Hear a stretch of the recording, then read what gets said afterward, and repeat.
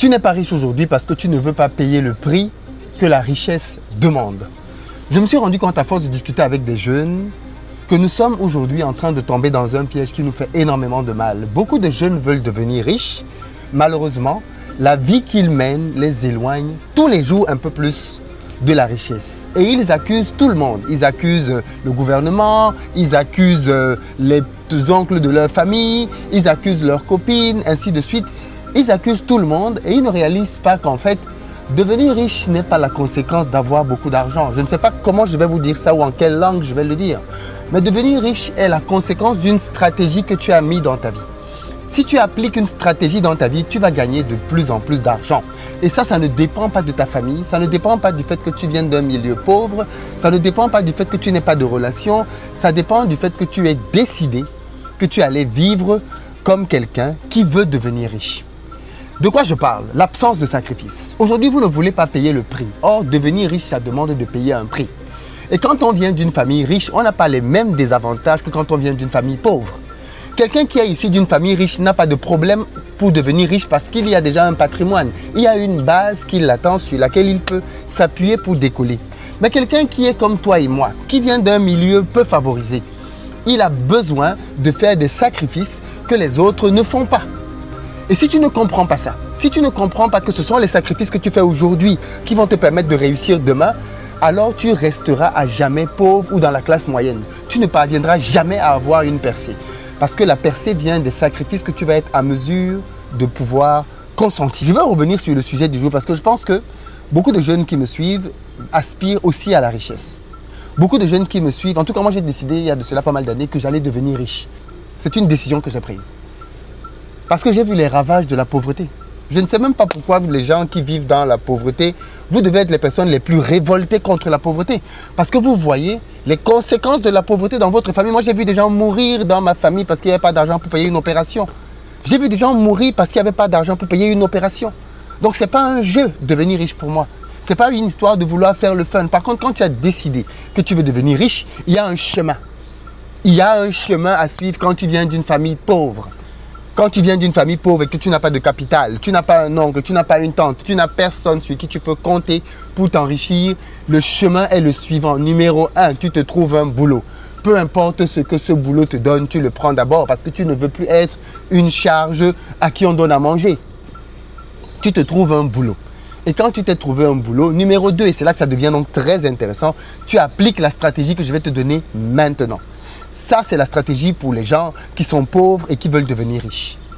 50% de tes revenus, je dis bien 50% de tes revenus, tu les mets de côté pour l'investissement.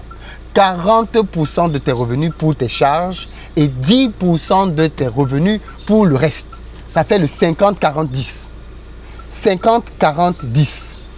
50% de tes revenus. Ça veut dire que si tu touches par exemple le SMIC, ok, tu touches par exemple 1300 euros, tu dois mettre 650 euros de côté tous les mois pour pouvoir te servir de ces 650 euros là comme un fonds pour l'investissement. Je le répète. Voyez, je vais m'arrêter parce que je sais que certains d'entre vous vont commencer à dire dans les commentaires c'est pas possible, c'est pas possible. La pauvreté ne va jamais vous quitter. Ça, je peux vous le garantir. Si votre premier réflexe quand je vous dis ce genre de choses, ce n'est pas de vous demander alors comment on fait ça, Philippe, explique-nous comment on fait. Mais que votre premier réflexe c'est de vous dire c'est impossible. Je peux vous garantir que vous mourrez pauvre. En tout cas, vous ne deviendrez jamais riche. Parce que ce qui caractérise toutes les personnes qui sont devenues riches, c'est le sacrifice. Le sacrifice. On accepte de payer un prix pendant un certain temps et on sait que demain, dans quelques années, le sacrifice qu'on est en train de payer maintenant, ça va payer. Ça va payer plus tard. Mais si tu n'es pas dans la mentalité de je paye le prix maintenant pour être bien après, tu ne t'en sortiras pas. Peu importe, aujourd'hui dans le monde, il y a plusieurs solutions. Pour les personnes qui sont en Occident, excusez-moi les amis, mais il y a des logements sociaux.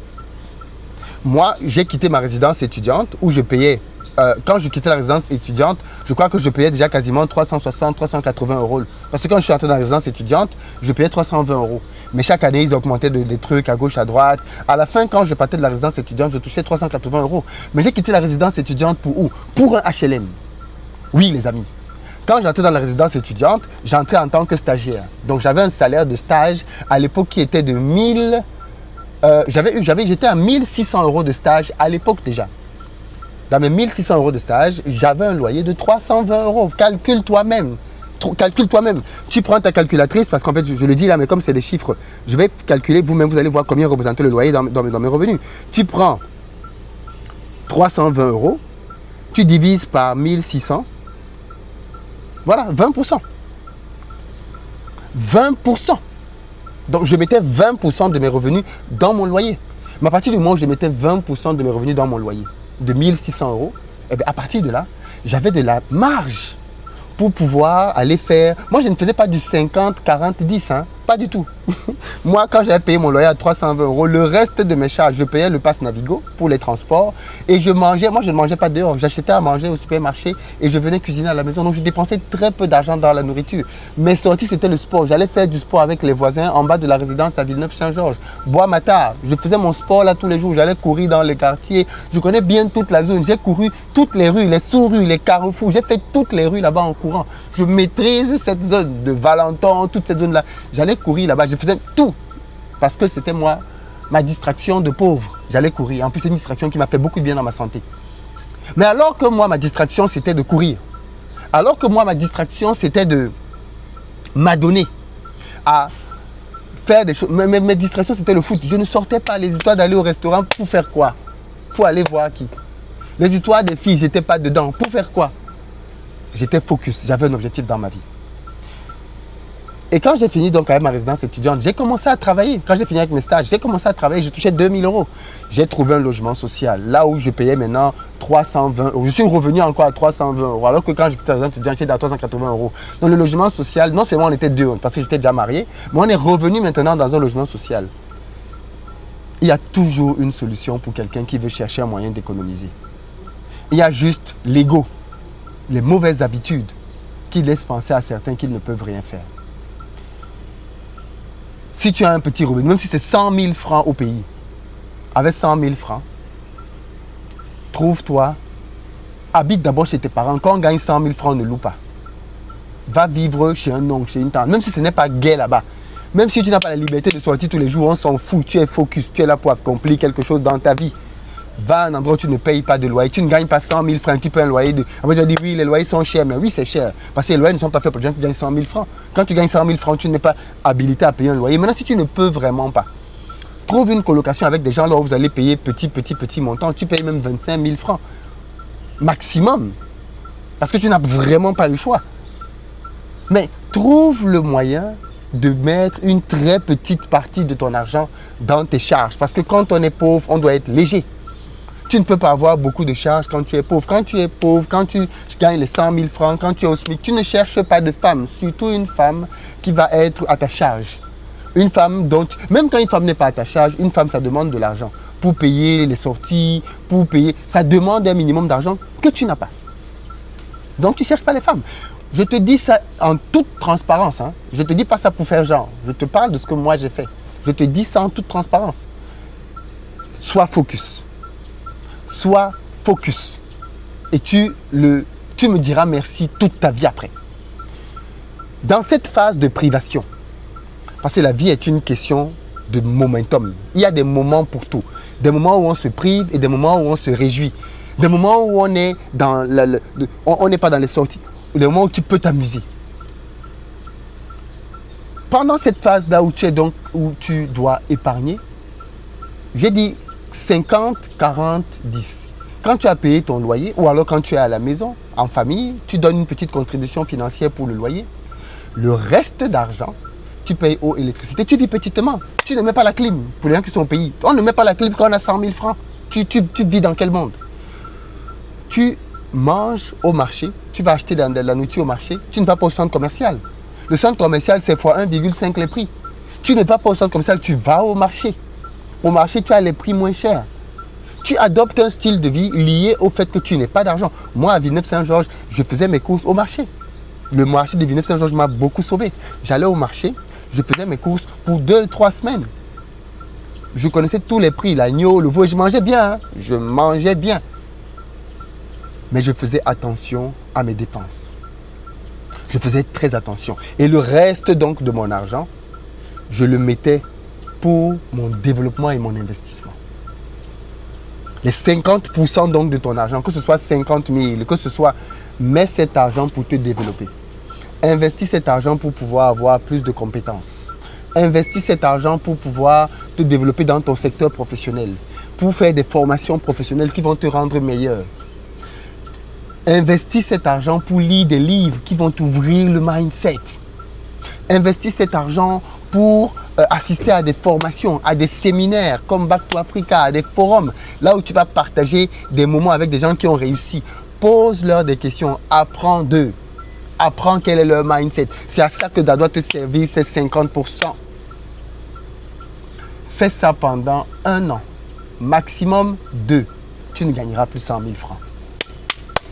Fais ça pendant 1 an ou 2, tu ne gagneras plus le SMIC. Ce n'est pas une question de diplôme. Tu ne gagneras plus le SMIC, c'est fini.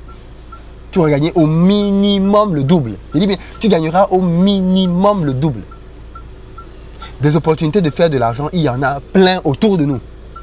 Le problème, c'est que nos yeux ne sont pas calibrés pour les voir. Nos yeux sont calibrés pour voir des problèmes, pour se plaindre.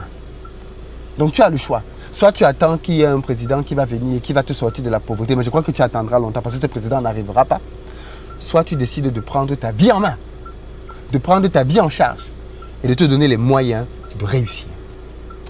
Parce que crois-moi, si tu prends au sérieux cette histoire d'enrichissement, 2 ans maximum, tu vas avoir un décollage dans tes finances. Mais ce que je vois aujourd'hui et qui freine beaucoup de jeunes, c'est le fait qu'ils ne veulent pas payer le prix. Vous ne voulez pas payer le prix du sacrifice.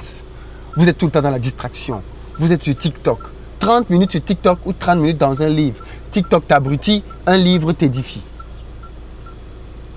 À moins que tu écoutes des contenus comme ceci. Mais disons-nous la vérité, la majorité des contenus que tu écoutes, ce n'est pas des contenus comme ceci. Ça se saurait. Tes finances seraient déjà le reflet de ça. Parce que si tu passes ton temps à écouter des contenus comme ceci, ça va te doper. Et tu vas changer ton mindset. Tu vas commencer à aller performer pour chercher de l'argent. Donc, sors de ce mindset. Sors de ce mindset de consommation. Et deviens quelqu'un qui est un producteur de richesse. Mais ça s'apprend. Ça s'apprend. Ça prend du temps, ça prend des années, ça prend de la discipline. Et si tu sais faire ça, tu gagneras de l'argent comme personne avant toi, dans ta famille. Tu seras la personne qui va chasser la pauvreté de sa famille. Tu seras la personne dont les revenus vont éblouir. Les gens vont commencer à dire que il a plongé les mains dans quelque chose de sale. Alors qu'il a juste appliqué une stratégie que j'ai partagée ici gratuitement.